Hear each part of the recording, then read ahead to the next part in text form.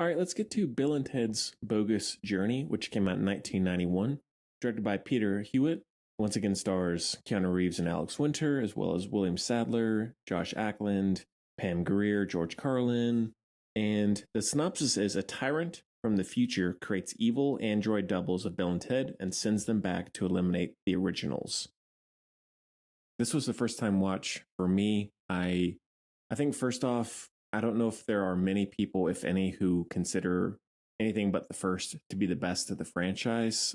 I think there's a pretty clear distinction between the three in terms of overall quality. Not to say I don't like this one. I do like it still a fair bit, but the first one is by far my favorite, and I think it will always be that way.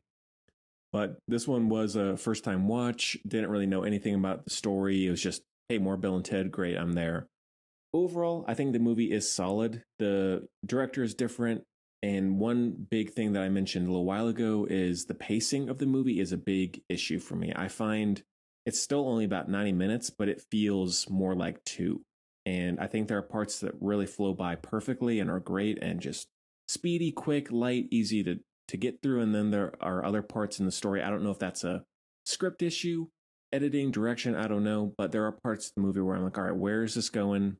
How far are we towards the climax of the film? Oh, no, we still have to do this first, do that first. And so I think the overall direction of the middle part of the film is a bit messy and the pacing is a little off. So there are points where I am phasing out somewhat, but overall, Keanu Reeves and Alex Winter are still perfect together. And I think their performances as the evil twin, like robots, are great. And then the original Bill and Ted trying bouncing off with them and the effects and the direction of that, I really think that is all well done, especially for the time. Everything with Death is hilarious, where they outsmart him at the canyon when they are pushed off. Then when they play the different card games like Battleship and Twister and all that stuff, I think that is so clever, so witty, just really, really creative. And I just was laughing hysterically at that sequence and is probably my favorite part of the movie. The final jumping to the end here, the final concert is great where they build the opposing good robots and then they fight them. And then Bill and Ted are able to put on this amazing show and then brings the world together. And that's really goes back to that central idea of one song can change the world, that cliched line.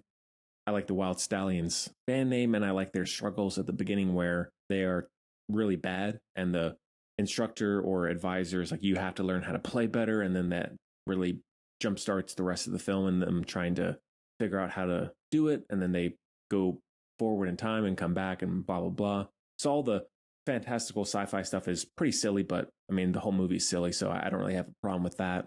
I really like the Melvin term, giving Death a Melvin. That's hilarious. I like where they go to heaven. That sequence looks really good. And overall, I think the movie still looks pretty good in the colors, the designs, the costumes for Bill and Ted. Really like Alex Winter's crop top, which I think is more so in the first film. I really like the storyline with the girlfriends where they're saying the same proposal to each of them. And then the girlfriends becoming involved with the evil twins, with all of the sleight of hand with that. I think all that stuff is pretty enjoyable.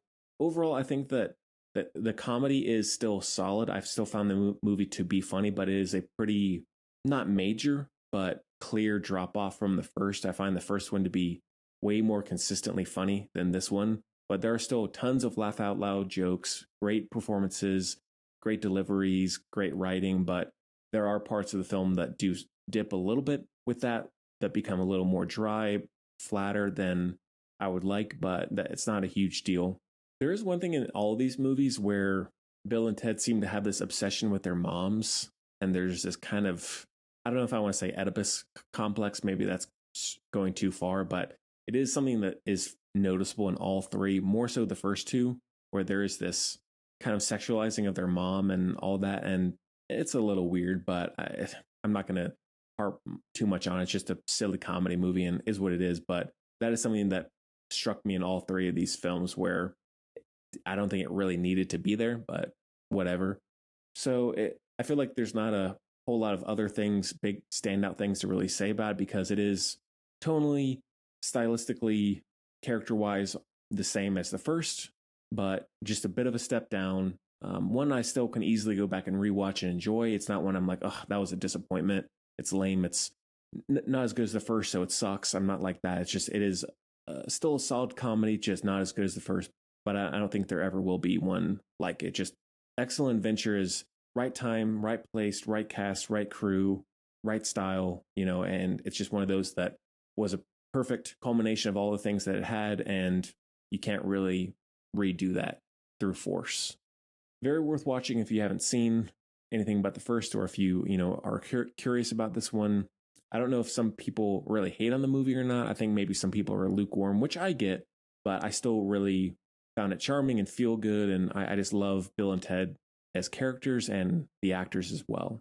Oh, and I did like the opening dystopian sequence. I think visually, costume, production wise, it's pretty vibrant and over the top and goofy, but I really like that, and is partially why part of the style of the movie sticks out is it's so feels very 80s, very sci-fi, dystopian, weird fantasy stuff. So I love all that, and yeah, so that is a 4 out of 5.